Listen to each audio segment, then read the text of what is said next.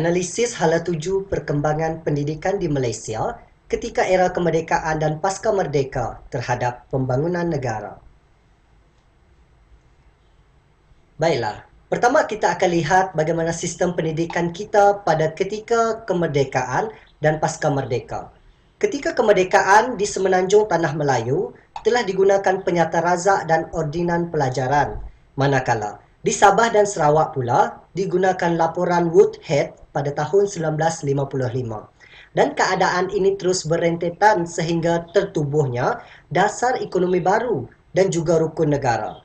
Manakala, dari aspek pasca merdeka, penyata razak dan ordinan pelajaran masih lagi digunakan dan seterusnya diubah sedikit melalui jawatan kuasa kabinet dan sehingga kini falsafah pendidikan kebangsaan. Kesemua sistem pendidikan ini adalah bertunjangkan satu matlamat, iaitu memupuk perpaduan kaum di antara anak-anak muda di Malaysia. Kerana kita tahu Malaysia terdiri daripada pelbagai kaum yang dalam pembelajaran dan sistem pembelajaran dan pendidikan kita.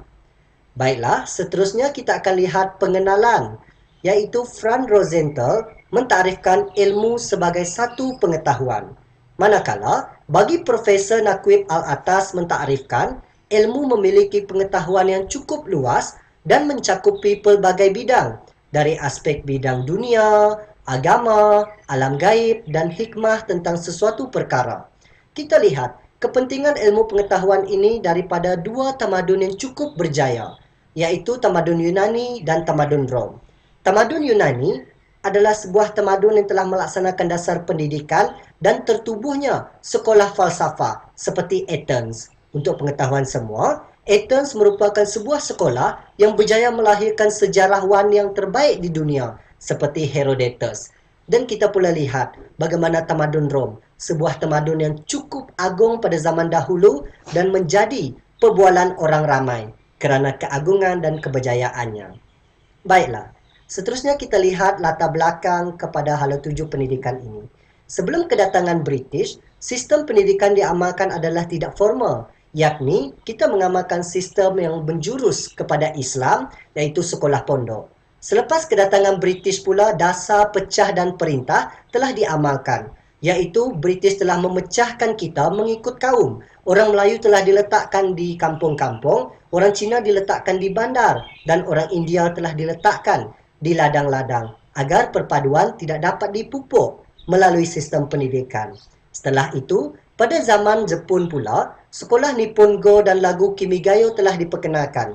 Hal ini bagi menyerapkan semangat Jepun di dalam sistem pendidikan kita. Kerana itu, Jepun telah melancarkan pelbagai propaganda dalam sistem pendidikan kita agar dapat menerapkan semangat mereka untuk rakyat Malaysia pada ketika itu. Baiklah, seterusnya kita akan lihat pula pada ketika era kemerdekaan. Di semenanjung Tanah Melayu seperti yang saya ceritakan dalam pengenalan, Laporan Razak 1956 dan Ordinan Pelajaran 1957 telah digunakan, manakala di Sabah dan Sarawak, Laporan Woodhead 1955 digunakan. Laporan Rahman Talib telah ditubuhkan dengan objektif untuk memupuk perpaduan melalui sistem pendidikan. Seterusnya pula, dasar ekonomi baru telah diperkenalkan setelah peristiwa 13 Mei yang berlaku bagi mengukuhkan lagi perpaduan dan juga sistem pendidikan di Malaysia agar dapat kita melahirkan pelajar-pelajar yang berasaskan teknologi dengan baik dan bersaing dengan mereka yang di luar sana. Itu pada ketika era kemerdekaan, zaman ataupun sistem pendidikan kita waktu itu.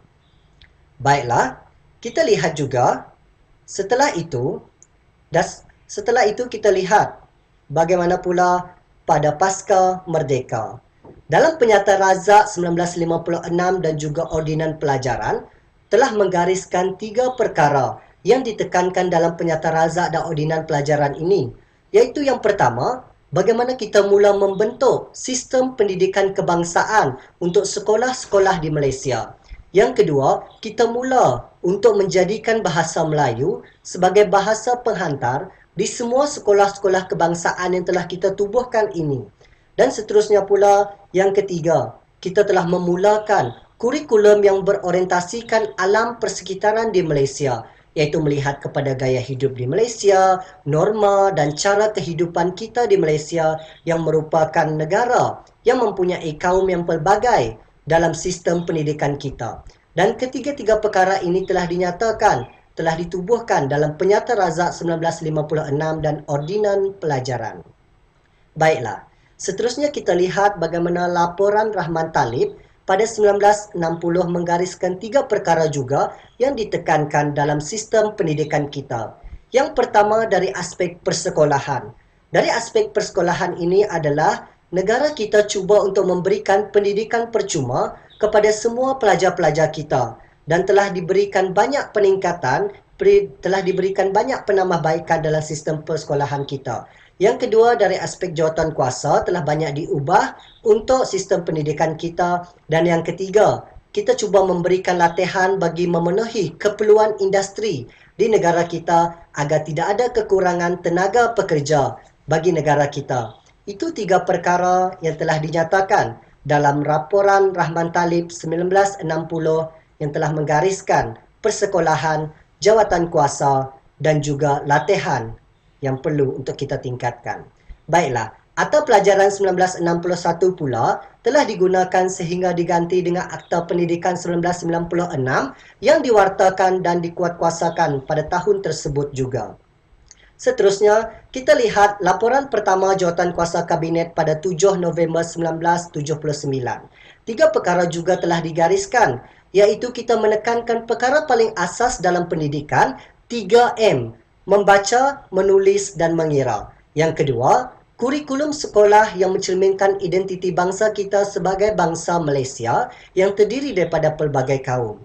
Dan yang ketiga pula, pendidikan menengah atas telah diberikan kepada dua jurusan, iaitu jurusan akademik dan jurusan vokasional. Maksudnya, pelajar kita boleh memilih setelah tingkatan 4, mereka ingin meneruskan jurusan akademik ataupun jurusan vokasional. Itu adalah tiga perkara yang terdapat dalam laporan pertama Jawatan Kuasa Kabinet pada 7 November 1979 berkaitan dengan keadaan untuk kita menambah baik keadaan sistem pendidikan kita di Malaysia.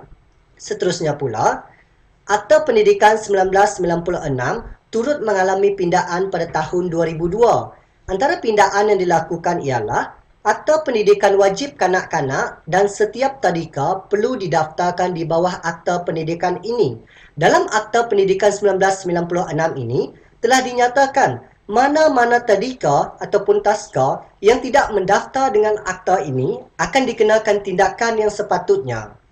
Dan kita lihat seterusnya bagaimana selari dengan perwataan Akta Pendidikan 1996 telah tertubuhnya Falsafah Pendidikan Negara iaitu FPM dan seterusnya yang terkini iaitu Falsafah Pendidikan Kebangsaan FPK pada tahun 1996.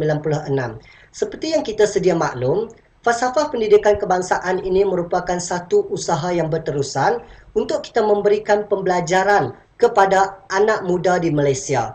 Dan keadaan ini merangkumi pelbagai aspek untuk kita seimbangkan mereka, iaitu jasmani, emosi, rohani dan juga intelek pelajar-pelajar kita agar mereka dapat berjaya untuk diri sendiri, masyarakat, agama dan juga negara dan dapat untuk meneruskan kecemerlangan negara kita.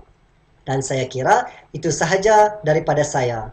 Kenny Giaudin, Anak Ben. Sekian. Terima kasih.